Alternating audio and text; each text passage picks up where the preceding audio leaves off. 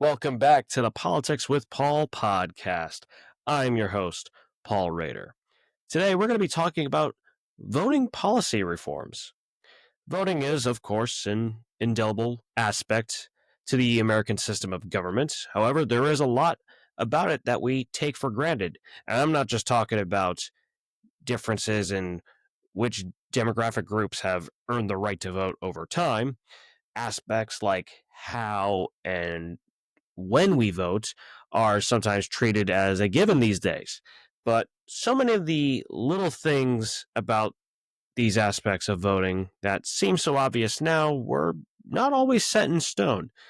And for all the debates we have about how voting should look and function, there are some truly wild and odd facts looking back at what voting policy used to be in the olden days. And as I was putting notes together for this topic, it became clear that there was just too much info to pack into one episode. So I'm going to split these up into a series of videos on voting policy reforms in American history. And today's episode is going to focus more on how the process of choosing our elected officials has changed over time, when we vote, who we vote for, and how we vote. So let's begin. First up, changing when we vote. We'll start with the federal level first. Generally speaking, today, general elections for federal offices happen on the first Tuesday after the first Monday in November of even numbered years. So can be from November 2nd to the 8th.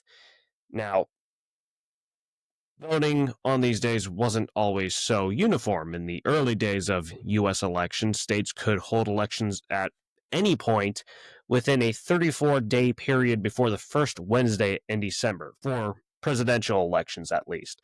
And in 1845, Congress passed the Presidential Election Day Act, setting the first Tuesday after the first Monday in November as Election Day for president.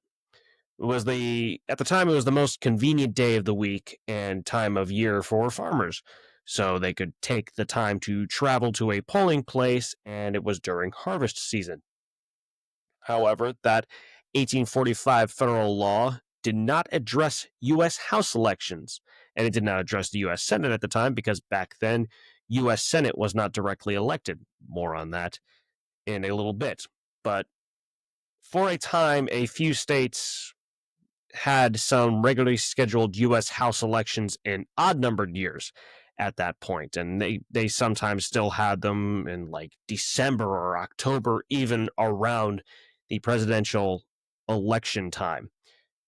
In fact, from at least 1835, possibly earlier, until 1875, Connecticut had regularly scheduled odd-year elections for U.S. House. Rhode Island also did this for a while, last having a regularly scheduled odd year election in 1873. So, to rectify this, in 1872, Congress passed a law that required U.S. House elections to align with the presidential election day. So that took effect starting in 1876.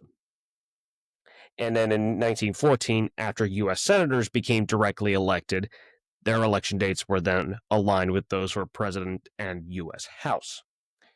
And these days, all federal general elections happen every 2 years in even numbered years for every state. Now, of course, that does not necessarily apply to special elections, which by default are irregular, and when those get scheduled depends on the state and when exactly that vacancy happened. But the primary dates for these federal offices still were mostly left up to the states, and those are all over the place. They could be 2 months, 3 months, 4 months, even like 8, 9 months before the general election for these federal offices. But what about state level offices? When or in what ways has when we voted for state level offices changed? So, state level election schedules, for the most part, are left up to the states under the purview of the 10th Amendment. All powers not expressly delegated to the federal government belong to the states, according to the 10th Amendment. Most state elections typically align with federal elections as well for the sake of simplicity, but there are some noticeable differences where states moved to odd year elections for state level offices and that still have them today. Uh, Notably, Mississippi did so for 1817 or in 1817. Kentucky did it in 1850, Virginia in 1851, New Jersey in 1947, and Louisiana in 1975. Now, not necessarily every state level office in these states that is an elected office or was an elected office moved to these odd numbered years or has stayed that way, but in a lot of cases, they have. State legislative elections in odd years, notably Louisiana, Mississippi, New Jersey, and Virginia. Kentucky did have them until the mid 1980s. And then gubernatorial elections in those states just mentioned Louisiana, Mississippi, New Jersey, Virginia, and Kentucky. And most or all other state executive elections in those states are held in odd years as well. One exception, at least one exception, being the Louisiana Public Service Commission. For some reason, they are in even numbered years. And there's a unique circumstance where the Wisconsin Superintendent of Public Instruction is not only a state executive office that has elections in odd numbered years, but it has it in a non November month, meaning the general election happens in a non November month. It actually happens in April. I believe April 20 this year, 2025, is the next general election for that office. Uh, Not sure if that's always been the case for that office and how long it's been an elected office in general, but that's a unique situation over there.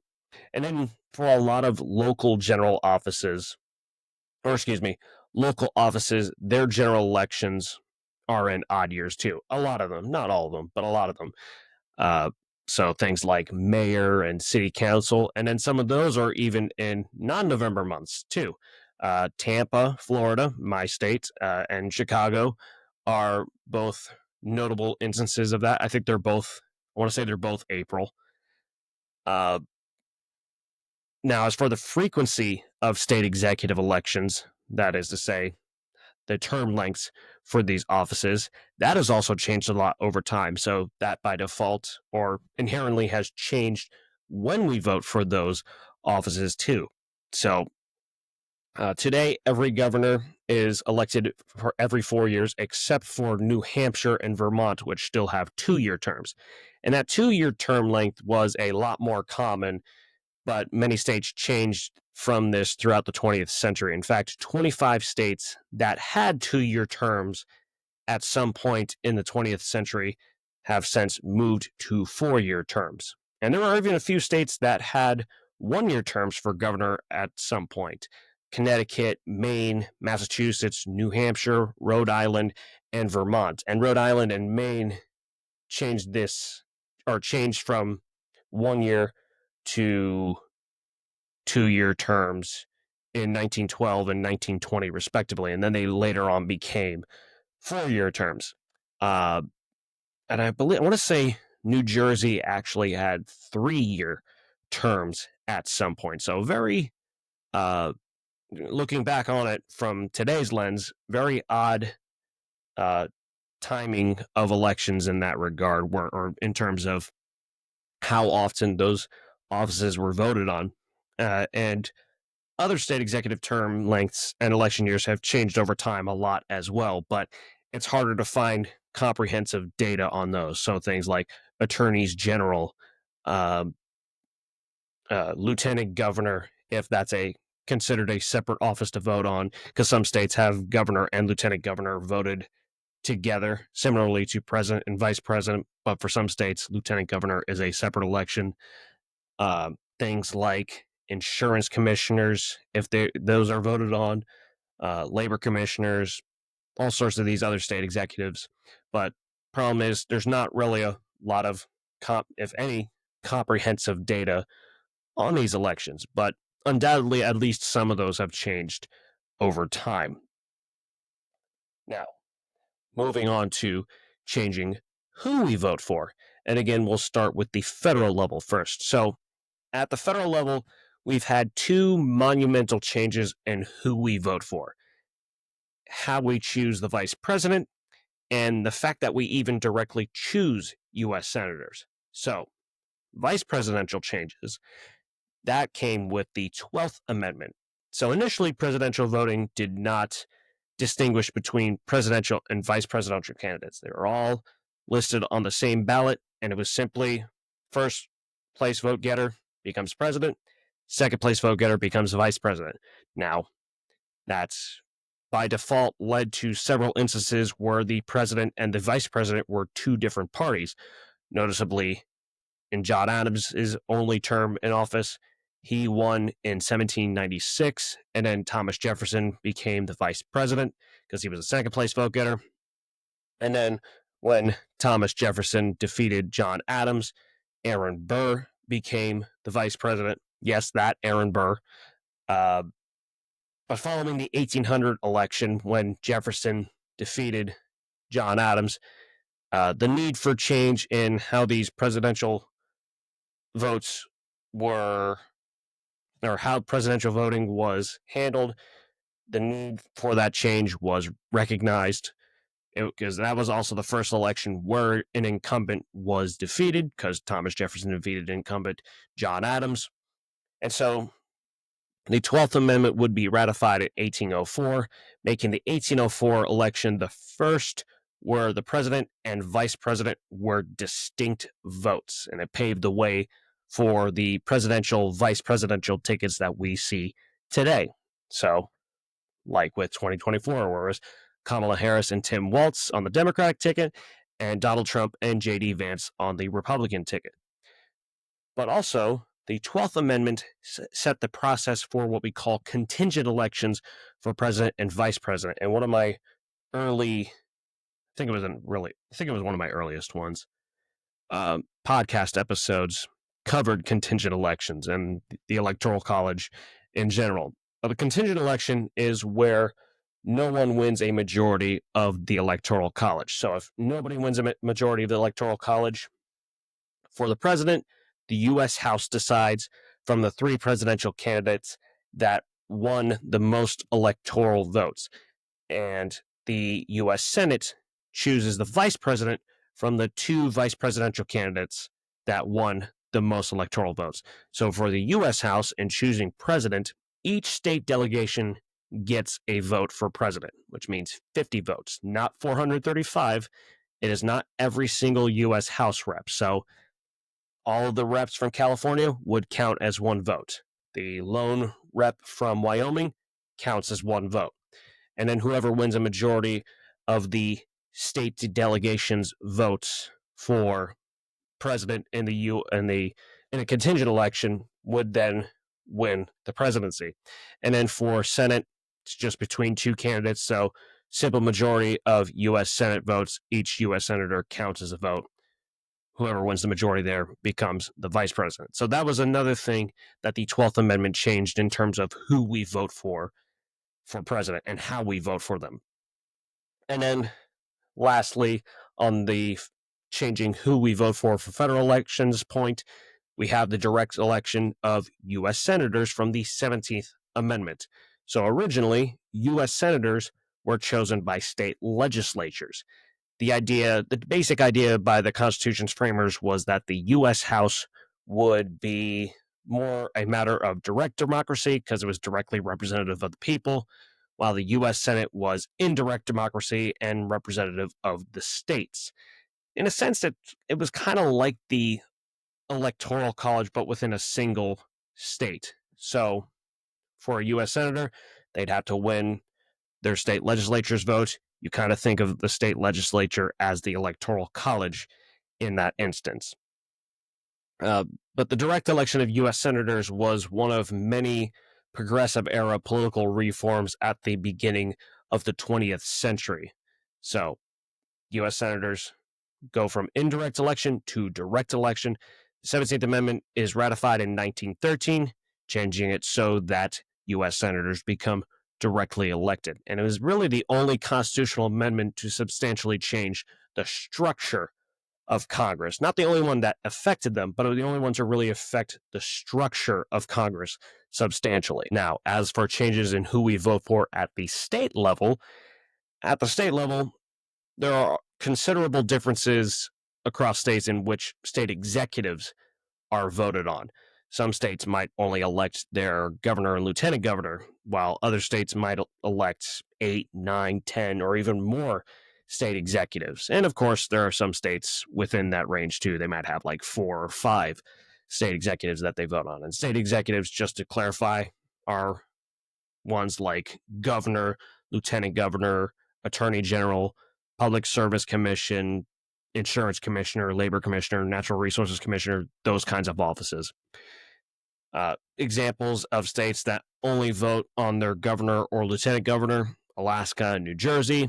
And then ones that elect a lot of state executives are ones like Arizona, Michigan, North Carolina. But what's really curious is that there were a few states that once chose their governors through means other than direct election. Is actually kind of similar to how U.S. senators used to be chosen. So 8 states once chose their governors through their state legislature.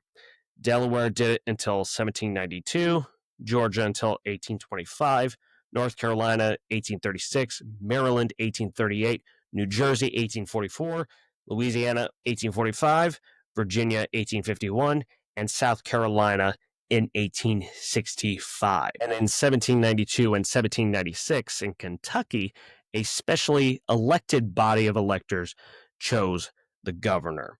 And there were some states that also used to have it where there was a popular vote for governor, but if none of the governor candidates, none of the gubernatorial candidates received a majority of the popular vote, then the state legislature would decide from that point. So, very curious ways that state executives used to be chosen, including for governor. Now, there's no comprehensive data, again, on which state executives have shifted between elected and appointed that I know of, but it's happened in various instances before. I can think of a couple of examples.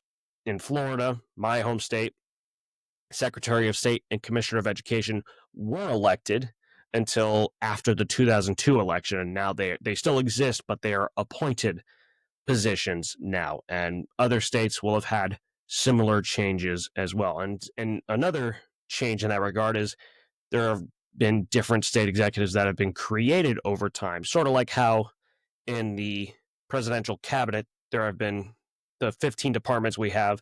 Not all of them have been around since the beginning of the U.S., but they've been gradually more and more have been made over time. It's a similar thing with certain state executive offices in various states. And use Florida as an example, since it's the one I'm most familiar with.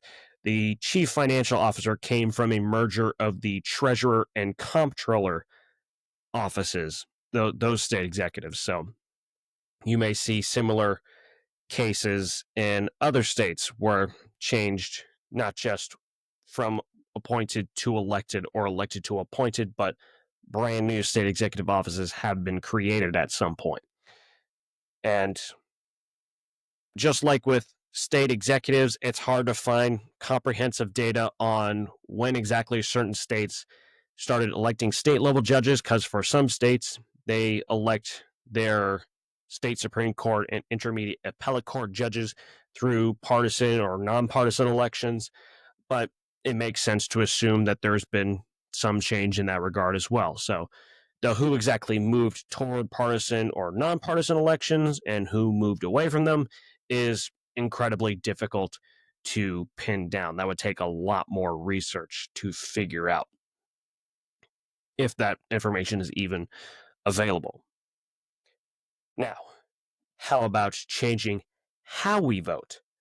Today, you go to a polling place, you go through the steps to get your ballot, you give them, if depending on what state it is, you might have to give them a certain ID, you get your ballot, they tell you what exactly you're supposed to do with it. You go to a booth of some sort to vote privately. And once you do that, you take your ballot, you put it in You feed it into the machine that counts it, and uh, your vote is counted. But that was not how U.S. elections started off. Not obviously, we didn't have electronics way back then, but there was a lot more that was different about it than you might think. Originally, voting was done by voice vote in a method called viva voce, which is Latin for with the living voice. So you would go to the courthouse where the election is being, or where the polling is being done, or wherever the polling is being done, and you would say out loud the candidate you are voting for. Now, there's certainly people who go to vote that will let you know who they voted for, not necessarily yelling out loud in the place of polling, but they might wear paraphernalia. Technically, not supposed to in polling places, but uh, they'll certainly let you know at some point. But that was how this voice voting was how it was mostly done through the first 50 years of American elections. In fact, Kentucky, for some reason, was very late to the party, and it was the last state to move from voice voting in 1891. But a lot of states had given it up well before then. However, even when paper ballots were starting to replace vote or voice voting earlier in the 19th century, there were still significant problems with integrity. First of all, who hands out the ballots? Back then at least. Initially, there was little to no regulation about who could hand out paper ballots. Newspapers printed out blank ballots that readers could tear off and fill in with their choices. Uh, but more insidious was the fact that the political parties, particularly the party machines in the mid to late 19th century, could also print and distribute ballots. Party machines refers to these factions of the parties that controlled really big cities. So Tammany Hall, if you've heard of that, that is probably the most notorious uh, example of a party machine, but far from the only one. Uh, but because these political parties could print out these ballots, sounds insane today, but because they could do that, a lot of times they conveniently listed only their party's candidates for office, and they make it incredibly easy to vote straight party ticket, meaning you just vote for the one party.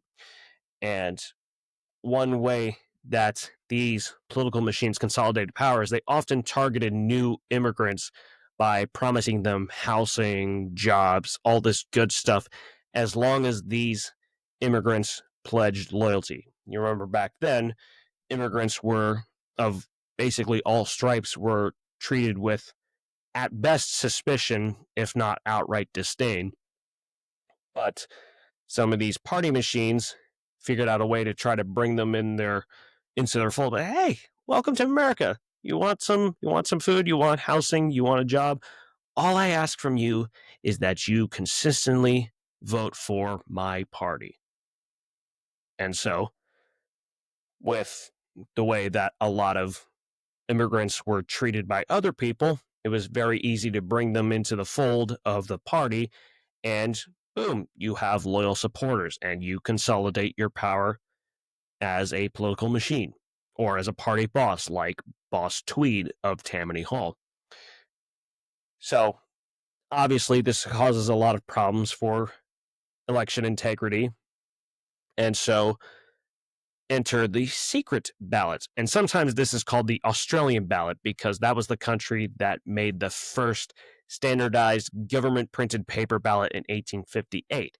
It would print the names of all the candidates and hand these papers to voters at the polling place. But it took a while for that to get adopted into the US. In fact, about 3 decades later, it wasn't adopted until 1888 in Massachusetts and New York. But after that point, election technology started undergoing massive changes from that point on. So in the late 1880s, the Acme voting machine was invented. And this allowed poll overseers to count exact numbers of ballots compared to registered voters with a tabulator that was activated by lever mechanism that released the ballot in the ballot box. Problem with this was that election officials could, at least reportedly, tear or mark the ballots to make them invalid or just stuff more ballots in the box for additional votes. So that was obviously not going to work for too much longer. So in 1892, the first lever style voting machine was used, and you would pull a large handle, close the machine's curtains, give you some privacy. The voter would see a board with candidate names, offices, and parties arranged in rows with small levers above them to poll. And as soon as you polled one, it would lock in to prevent duplicate votes. Uh, that obviously was better than what came before with the Acme voting machine, but maintenance was very complex for those machines. The machine was inaccessible to those who were physically handicapped. Labels were hard to read, and independent records were not recorded. And these independent records were needed to audit and recount an election. So, if these independent records of these votes did not exist, made it very difficult to audit and recount elections. You can see the problem there. So, it took many, many years later for another major breakthrough. Not that there weren't improvements since then, but for the next really major breakthrough was what was called the coil, in Coyle, which was invented in Ohio by Martin A. Coyle, the namesake. It was the first voting machine to turn a punch card into a ballot. And as nifty as it was back then, it was too expensive and heavy. It was something like 33 pounds, which on its own is not a big deal. But when you got to lug a whole bunch of those machines into a polling place and then you got to lug them back out, it becomes quite tedious, and not everybody is so capable of lifting something like that. So, too expensive, too heavy, and it also did not have a lever for a privacy curtain like those lever style voting machines of yesteryear. So that created privacy concerns.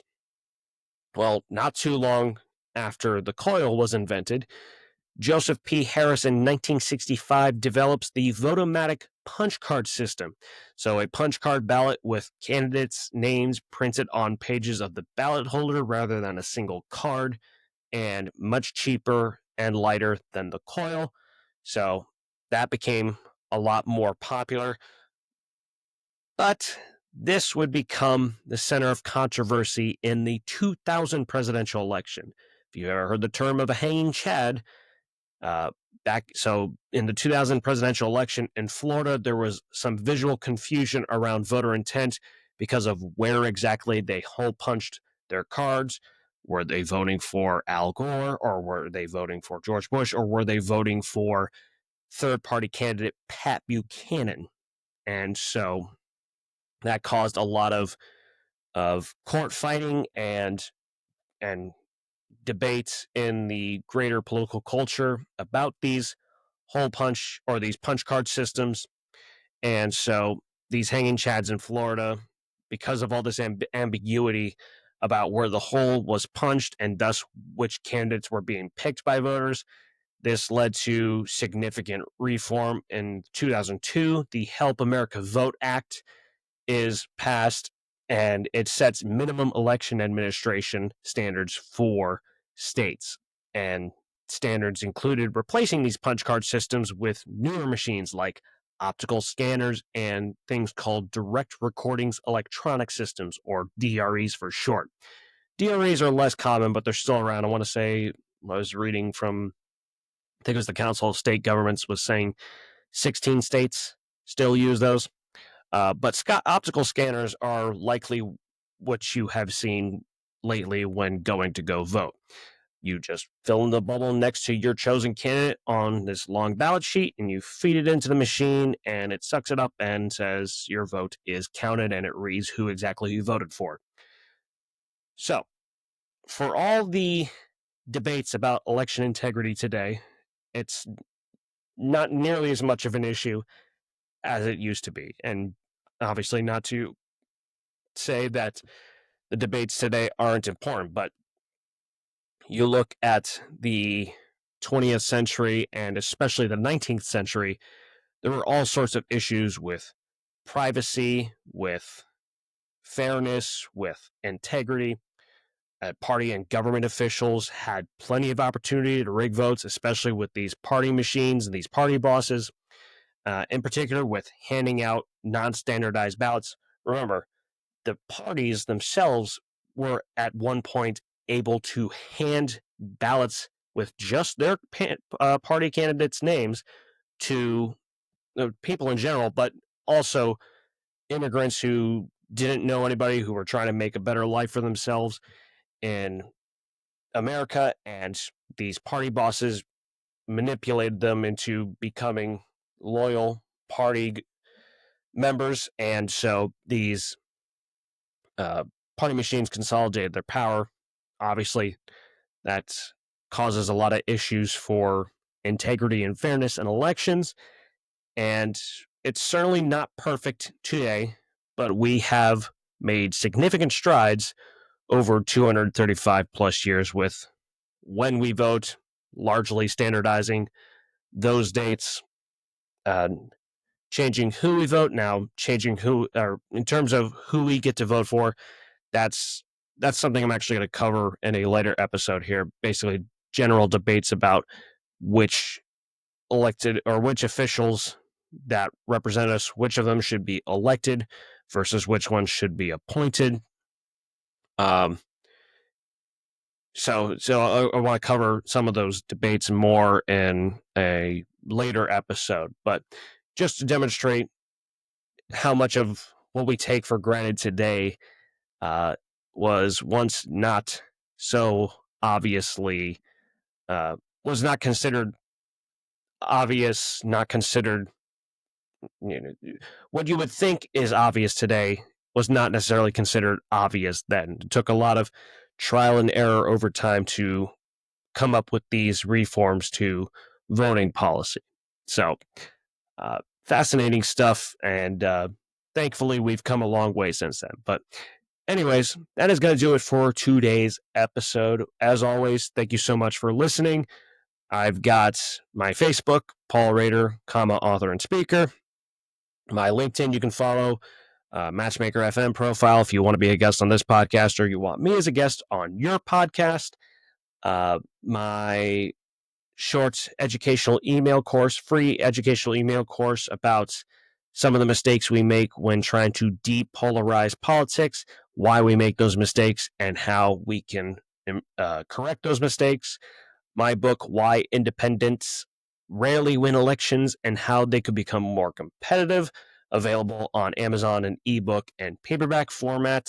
And I think that covers them all. But all that is in the show notes. Please like, comment, and subscribe and share to or share this podcast with your networks, your friends, anybody you come across. And that's going to wrap it up for today. So, again, thank you so much for listening. And until next time, take care.